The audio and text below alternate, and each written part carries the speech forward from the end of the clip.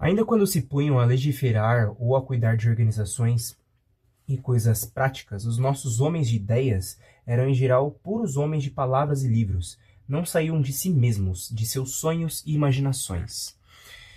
Hoje a gente vai falar sobre mais um capítulo do Raiz do Brasil. A gente está caminhando para o final, né? Nessa longa jornada desse livro. A gente vai falar hoje sobre o capítulo 6, de 8 capítulos. Com esse faltam 3. Esse capítulo ele vai sair um pouco do tema que a gente estava falando antes. Sair um pouco, não totalmente. A gente vai parar um pouco de focar no quesito trabalho, de falar especificamente sobre o relacionamento dos ibéricos e do brasileiro atual com o trabalho, mas a gente vai falar sobre esse comportamento, essa personalidade que eles tinham com o trabalho em outro âmbito. Antes da gente continuar com a análise, deixa seu like aqui, se inscreve no canal, confere as outras análises que a gente está fazendo também. A gente está fazendo diversas análises de livros de fantasia, de mistério. Daí dá uma olhada, tenho certeza que você vai achar seu gênero, vai gostar. Tenho mais coisas para trazer para o canal. Siga também a nossa página, Biblioteca Ribeiro, no Instagram, que eu trago indicações, trago curiosidades, trago diversas coisas que são bem interessantes também sobre o mundo dos livros, igual eu faço aqui no canal. Se você chegou, caiu de paraquedas, a gente está fazendo uma análise do livro Raiz do Brasil, do sociólogo Sérgio Buarque de Holanda, capítulo por capítulo, em uma playlist. Hoje a gente vai analisar o capítulo 6, de 8 capítulos, que o nome do capítulo é Novos Tempos. Nos capítulos anteriores a gente falou sobre um relacionamento largado com a questão do trabalho, ou seja, um relacionamento chamado de preguiçoso, basicamente. É uma coisa que não buscava os frutos a longo prazo, basicamente. Ou seja, era um trabalho feito com o intuito de recolher algo imediato, né? Vindo do quê? Do pensamento dos ibéricos em transformar o lugar onde eles acharam em uma colônia e não em um novo mundo, como outras nações pensaram. Esse relacionamento com o trabalho não se espelha só em coisas serviço ou coisas do tipo, com o trabalho manual, que é uma coisa que ele vai comentar aqui também. Nesse capítulo ele vai falar que o trabalho manual basicamente feito, ele era inevitável, basicamente. Ele era feito por acaso. Ou seja, não era uma coisa que era gostosa de fazer, uma coisa que era feita com capricho, com empolgação. Era uma coisa que era feita porque tinha que ser feita, basicamente. Mas aqui, especificamente, ele vai trazer um ponto muito importante, que quando a gente fala sobre o reflexo na sociedade atual e na sociedade, claro, da década de 30, é extremamente importante, que é o quê? É quando essa personalidade preguiçosa, ela é trazida para o âmbito intelectual. Ou seja, ele vai falar sobre o relacionamento desse povo preguiçoso que estava aqui naquela época, que buscava o resultado imediato no trabalho, que buscava o resultado imediato em qualquer ato, em qualquer coisa que fazia, do relacionamento desses povos, desse tipo de pessoa com a intelectualidade. Ou seja, esse trecho que eu comentei agora, que eu citei agora, ele fala exatamente sobre isso, que até as pessoas que eram consideradas inteligentes, ou os intelectuais, elas simplesmente falavam do que estava dentro delas, elas falavam que elas iriam falar de qualquer jeito, ou era uma intelectualidade, uma inteligência, digamos assim, que era completamente superficial, era simplesmente para ser falada. Por quê? Porque se eu vou transformar um lugar em colônia, não tem por que eu investir tempo, eu investir meus bens ou os bens da minha nação naquele lugar por conta de coisas como educação, como desenvolvimento intelectual ou coisa do tipo. Até porque se eu fizer muito isso, se eu der educação, se eu der o conhecimento para quem está lá, existe grande possibilidade de daquilo deixar de ser uma colônia, né? Que é o que veio acontecer, mesmo que tardiamente. Ele vai falar muito sobre isso, sobre o relacionamento dessa parte do preguiçoso com a intelectualidade, sobre os livros, sobre coisas do tipo. E quando a gente traz para um âmbito mais contemporâneo, digamos assim, isso mostra pra gente o quão alienável nós nos tornamos quando a gente não busca a educação.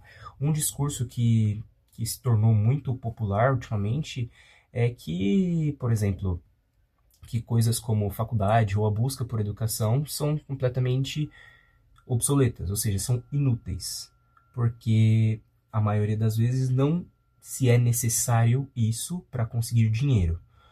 Tudo bem, só que o Sérgio Buarque de Holanda, nesse capítulo também, ele fala que muitas vezes a intelectualidade que você busca, ela tem uma função que não é necessariamente profissional. O conhecimento, ele não te ajuda só de uma forma profissional, mas te ajuda a entender o seu papel em meio a uma sociedade. A partir do momento, ou seja, que você convive com outras pessoas, que você tem um convívio com outras pessoas, que você vive em uma nação, você tem uma responsabilidade como cidadão. A partir do momento que você convive em uma sociedade, você tem uma responsabilidade como membro dessa sociedade também. Então, não é só a questão do o que eu faço para conseguir dinheiro. Não é só a questão do eu vou fazer faculdade porque eu quero conseguir dinheiro, eu vou ler porque eu quero conseguir dinheiro, mas porque se você não tiver conhecimento, você é basicamente um ser que anda, né? Eu acho que é um pouco disso que ele quis passar pra gente. Ou seja, você é uma coisa, um ser humano completamente manipulável, um ser humano que tende a acreditar em tudo que as pessoas falam. Se você não busca o conhecimento, ou se ele não é concedido para você de forma correta, você é obrigado a acreditar em tudo que te falam, em acreditar na informação que é fornecida rapidamente e que muitas vezes não é profunda o suficiente para te trazer um conteúdo, para te trazer um conhecimento necessário. Ele fala muito sobre isso e fala muito sobre também o conhecimento que ele parece bom, ele parece certo, mas ele é superficial. Ou seja, não é, existe uma diferença entre a pessoa que entende, que filtra, que tenha o conhecimento e a pessoa que simplesmente ouve uma informação e repete aquela informação, sem se preocupar de onde ela veio, do porquê ela veio, de quem que ela veio ou coisa do tipo. Mas receber a informação dessa forma e só repassar ela é a característica de uma pessoa preguiçosa. O Sérgio Buarque de Holanda, ele está falando aqui nesse capítulo especificamente sobre um tipo de pessoa que é completamente alheia e completamente resistente a qualquer tipo de disciplina. Ou seja, o tipo de pessoa que tem uma dificuldade praticamente natural por cultura de se disciplinar a fazer alguma coisa. Seja estudar, seja trabalhar, seja fazer qualquer coisa.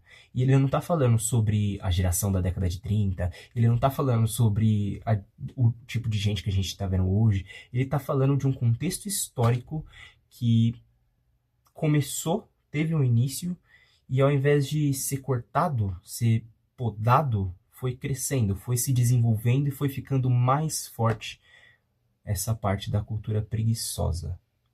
Entende? Quando a gente, claro, dá uma olhada no âmbito geral e principalmente intelectual. Quando eu li esse capítulo especificamente, eu comecei a perceber que ele estava querendo criar, ele estava tentando, pelo menos ao meu ver, criar uma imagem do Brasil naquela época, no começo, ou pelo menos também quando ele escreveu um livro, como um espelho, uma imagem mal feita do colonizador. Era como se quem chegou aqui querendo fazer alguma coisa, transformar em colônia, estava fazendo um desenho mal feito de uma coisa original. Ou seja, eles estavam construindo uma educação, entre aspas, aqui, só que era uma educação completamente superficial, que baseava-se em repetir informações que eram passadas nas coxas, de qualquer jeito, só para falar que tinha alguma coisa aqui além do trabalho e coisas do tipo. Ou seja, não estavam nem tentando, estavam fingindo que estavam tentando. E eu acho isso muito interessante, né? Isso é uma das coisas que torna a análise dele completa. Não fala só sobre o trabalho braçal, mas fala também sobre a questão intelectual. Porque se tivesse o conhecimento, se tivesse a informação da forma correta, se tivesse o desenvolvimento do conhecimento de forma correta, talvez não tivéssemos sido colônia tanto tempo. Ou seja, submetidos tanto tempo. Entende? E isso eu achei extraordinário no livro. Como eu sempre digo, tirem suas próprias conclusões. Tudo que eu falo aqui é baseado no que eu entendi lendo, do que eu percebi lendo, do que eu senti quando eu estava lendo aquele capítulo. Então, adquiram o seu, leiam, porque esse livro ele não fala... Ele não é uma foto da história brasileira só porque ele era um sociólogo, coisa do tipo. Mas isso daqui é o pensamento de um sociólogo, ou seja, você pode entender como alguém que estudou pensa. E isso é muito interessante. Então não deixe de conferir a obra, tenho certeza que vocês vão gostar. Deixem também o like no vídeo, se inscrevam no canal, deixem nos comentários o que vocês acham disso tudo. E confira a nossa página. O link do livro vai estar aqui na descrição para você garantir o seu, então aproveite. Espero que tenham gostado. Falou!